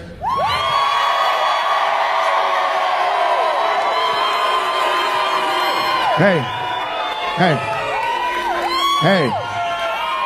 You still don't have a team. All right. So you guys can get together and have a little rivalry at home. You know, you can have sex and play like football music and see what team gonna win. Ba ba ba ba, ba ba ba ba, boots, boots, boots, boots, boo boo boo boo boots.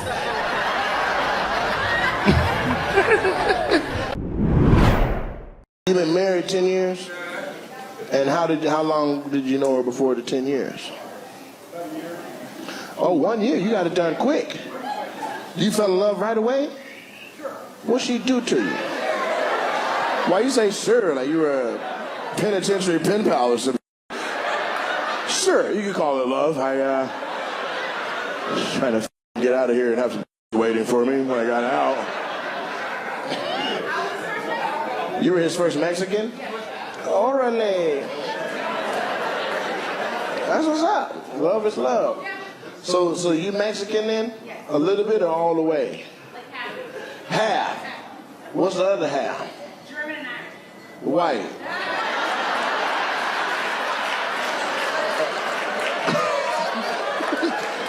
Just saying, that's both German and Irish. Just a white situation. I don't want the white people to feel a way about what I just said.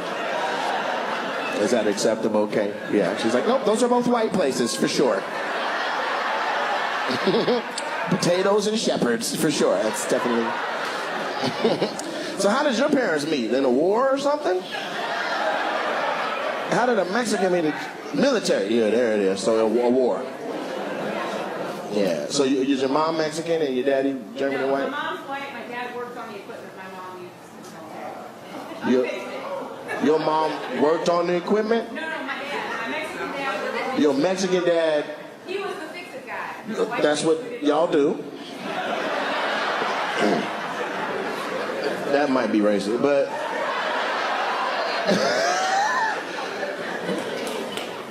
in reality, if you need some fix and a white man walks up, you're like, no, this motherfucker give me an invoice.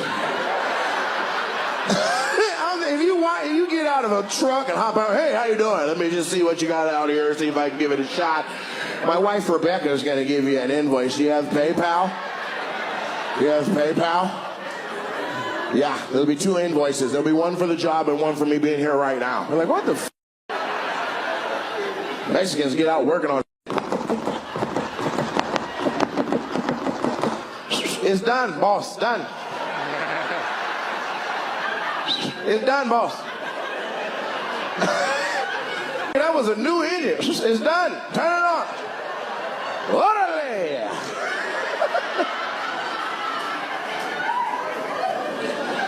Mexican to fix your shit. You turn your car on and start. You're like, damn, this was a Tesla before did it. Put a real engine in a Tesla.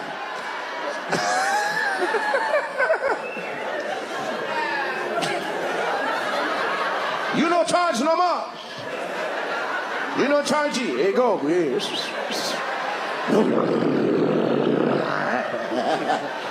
So how did y'all meet, man? Tell me about your life, love life. You met online. Oh, 11 years ago? Yeah, we just planned to finish. I was his first date after his first marriage. You were his first date after his first marriage. Okay, he was done with the marriage in full, or yeah, but some people don't be done all the way. They be like, it's just one more piece of paper she got to sign, and then I'm free. Well, when's she gonna sign it? God damn. Well, I left her in '85. I don't know when she gonna sign it. Okay, so you guys met, hit the ground running, fell in wild love, and got married 1 year after that. Yeah. Okay, and are you guys in love right now? Yeah. Sir, I believe that you are, but just for future reference, if somebody asks you, you gotta be more affirmative than that. You just sat through her yes. You like, yeah? Yeah, we in love. Whatever she says, I'm just following her. You love her? Ready for the curve? She can't leave. I got a curveball for you. She She can't leave. can't leave?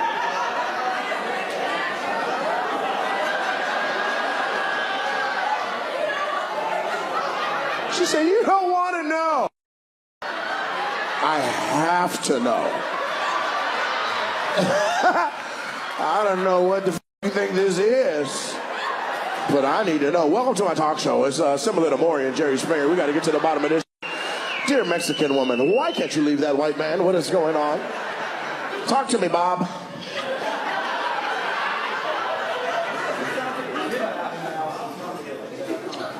It sounds like a kidnapping, but it's not. Okay, Diddy. Let's just. Jesus Christ. Bad boy.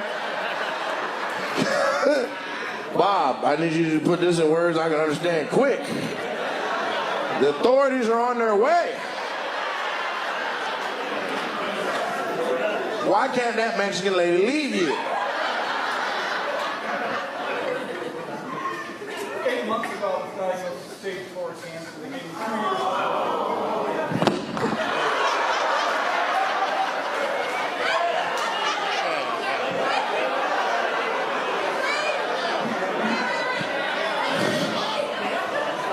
Y'all don't know what he said. I'm gonna tell you. I'm gonna tell you right now. He just this whole show up.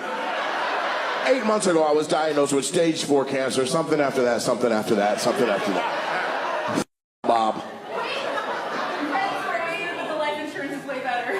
Oh, you wait for him to die. Wow. The credit score was good, but the life insurance is way better. Damn. Yeah, she ain't going nowhere.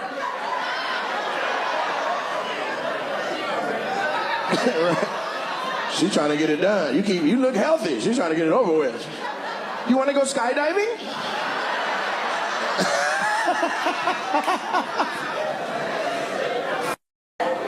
So yeah, they in love. That's a different kind of love. They love each other to death. Well,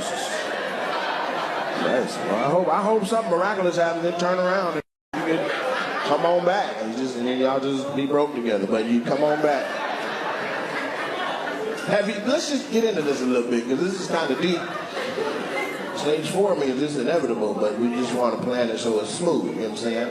So, you know what you're gonna do with the money? I'm sure he gave you rules like no other. Huh?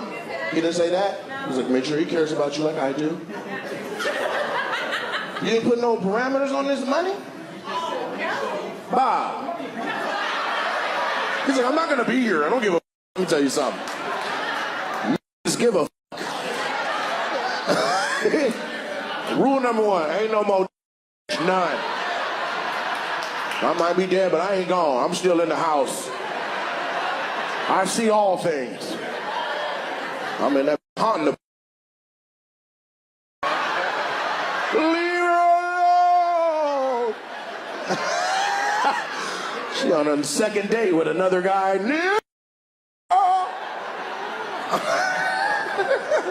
He pulled his out. I grab it. He said, "Why's my cold?" Oh, get the off the goddamn house.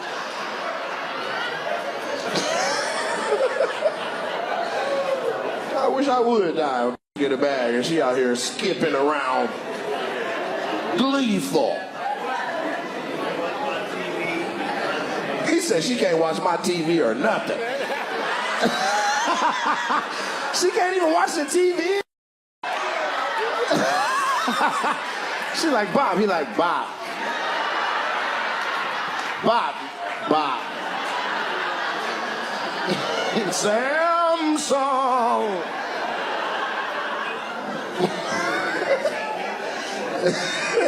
He said she can't even watch my TV.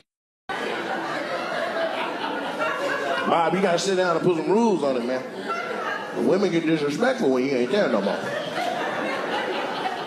That. You gotta buy a new bed. You can't be in the bed I was in with you. None of my pillows, he's out here mad. None of my pillows or nothing.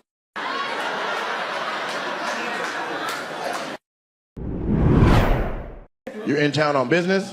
What business you in town on? Aircraft sales. Aircraft sales? You sell jets? To who? Private? Could you get me a jet? When I get my money right, I'm gonna holler at you. Don't nothing say you rich like in an airplane. You in the cockpit like on I-5 though. I ain't flying. I'm on I-5. I done cleared out 4 lanes. I got the cockpit over there. Wide like that. You see it? You see it? Hell yeah. It's Maverick out this motherfucker.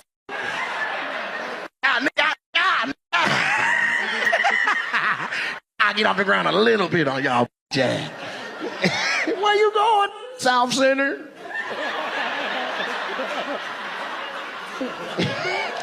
Do some balling. I'm drive my plane to the cell phone lot at SeaTac and not even go nowhere.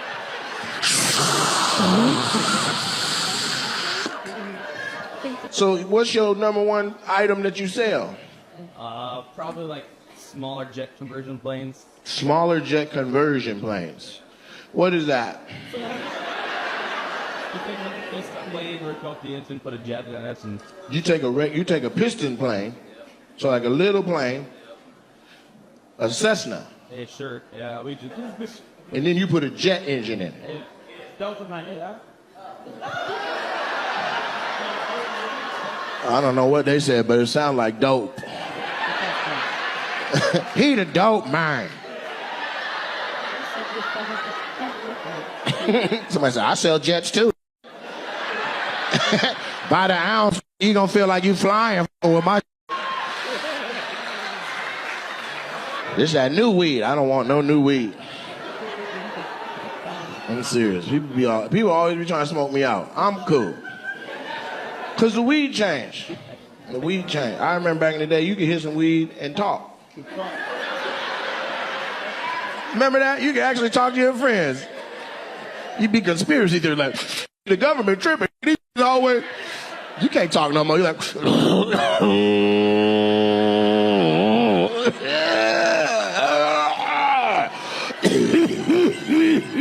I don't know what's in my throat, but it's deep and it's little and it is not shaking out.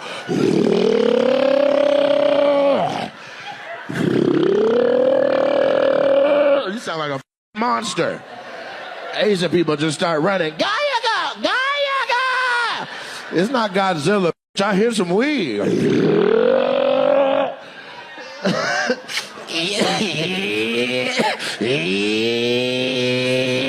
Sound like a Mexican weed eating outside your house.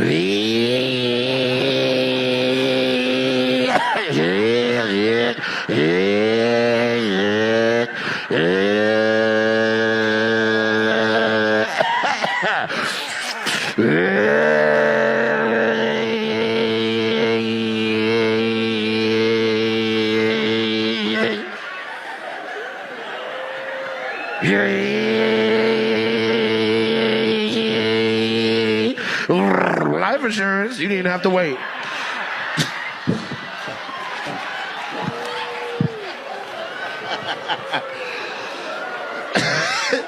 He's laughing. We're good.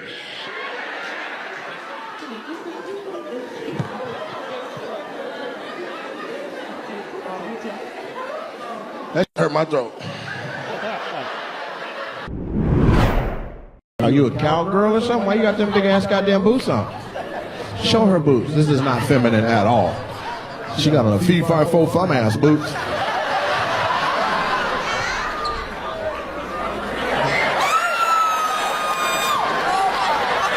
Are those wood? She got on cedar boots. Those are the original Timberlands. How hot are your feet in them goddamn boots? No, keep that on the boots. All I want to talk about is them punk ass boots right now. I cannot believe you wore those to my goddamn show. These look like Pinocchio's shoes. I'm a real boy having ass boots. Do you got all your toes? It don't look like you got all your toes. No, because you stay right there, Trent. But this part right here, ain't no toes in that. It should be some toes over here. That look like a cartoon duck mouth.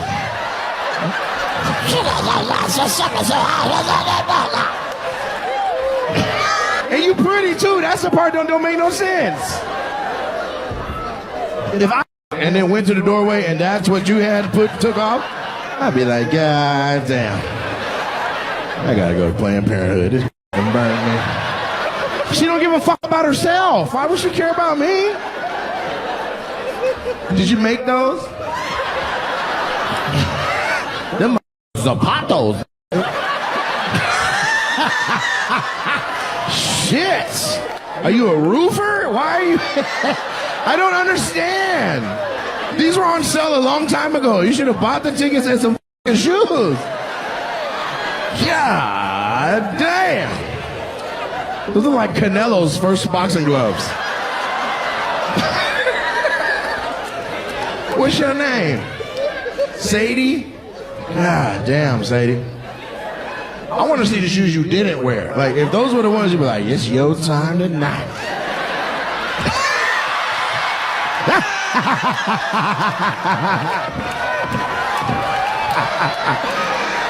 That's how you know your shoes are some bullshit. The man running the screen is making fun of your ass. Got them Joe Camel toe ass boots. And you pretty, it makes no sense. Are your feet musty? You go line dancing? On the highway? What line are you dancing on? Them motherfuckers have been halfway to Bakersfield right there. Shit.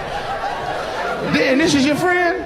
You let her come here like that? She came out the house. Bitch, let's go. I'm ready. You were like, okay. Oh, shit. Yeah, let's go. Let's go down there. Who bought the tickets? You bought the tickets. So you wore those for this moment. You were like, I'm going to wear my most f***ed up shoes and see if he notices. Guess what? I noticed. Them look like kangaroo elbows. I ain't never seen no shit like that. Hold your foot up. Let me see what it look like. The whole thing. Damn, you've been walking too. You've been walking 555,600 steps. Damn. She been A walking, C walking, D walking, and B walking. Keep going. Sometimes you gotta pop out and show. That's what it is. Shit. Yeah, damn. It look like you make footballs. You know she changed her own oil, right? Like she don't go to anybody wearing shoes like that. Like, I need a 10W a 30. I need to get a goddamn. Your dad is a what? He's a diesel mechanic? Are those his shoes? They might be. They look like heirlooms. They look like your great-granddaddy gave them to your great-granddaddy's great-daddy, daddy, and your daddy gave them to you. He was like, here you go, Sadie. You were like, oh my God, those zapatos are for me? Para mí? You ain't got no other shoes in the car? You want to switch to? I'll let you go. Come back with your toes out. You got on socks, right? You didn't go raw in those, did you? Sadie, look at me. I don't like the hesitation. I don't like it. The black people picked up on it quick. Wait a minute. What the was that pause? Hot foot. How high does it go? Is it all to the knee? Does it stop at the ankle? Is it a half? Yeah, damn. So that's from line dancing? What's your favorite line dance song? You got too many? Is there one where you sitting in the corner and they come on, you like, oh my God. Hey, run down, do your dance, do your dance. To the left, to the left, to the left, to the left, to the right. Is that the wrong? That's black people line dancing? White people line dancing like, the sun came up this morning and I saw it shine on me. The sun was so beautiful. There was a sun and a lake in cahoots. If you're gonna line dance, make sure you wear your great granddaddy's boots.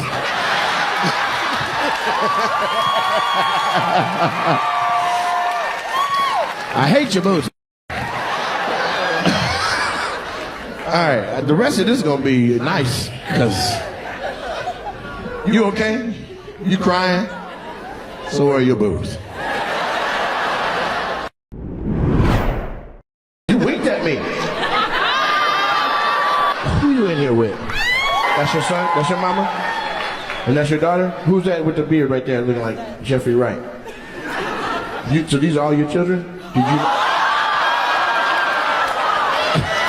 She like, I'm still, what's that? Is she single? Y'all got a daddy somewhere? She's single?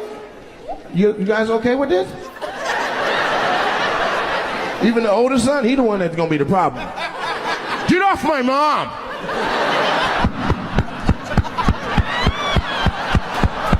Tell him it's okay. Chee-hoo, chee-hoo. What's your name? Huh? Patricia? Oh. You call you Patty? Patty pies. Patty! What you do for a living, Patty? You retired? Oh.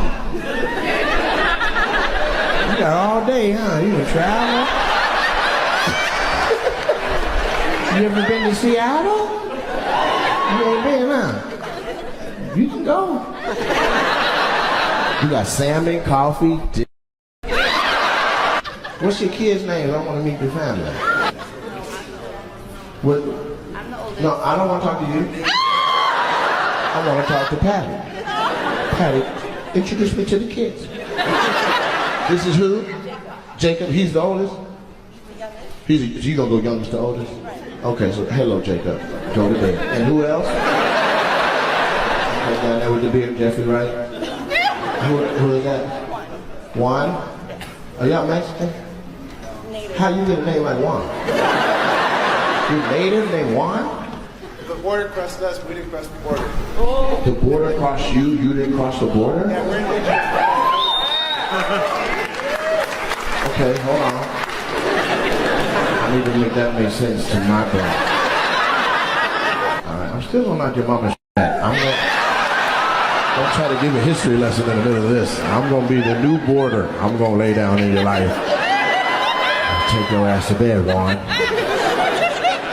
And who's the daughter right there? Catalina? Okay, alright. Where's daddy at? I don't need to deal with him. He ain't gonna be trying to shoot at me. You sure?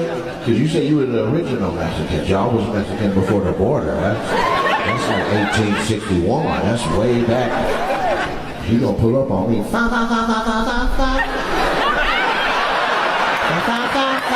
Orally. With Patty, fool? Huh? You with Patty? I see Breaking Bad. I don't want no man. Patty, we gonna hold hands later. We're gonna interlock our fingers.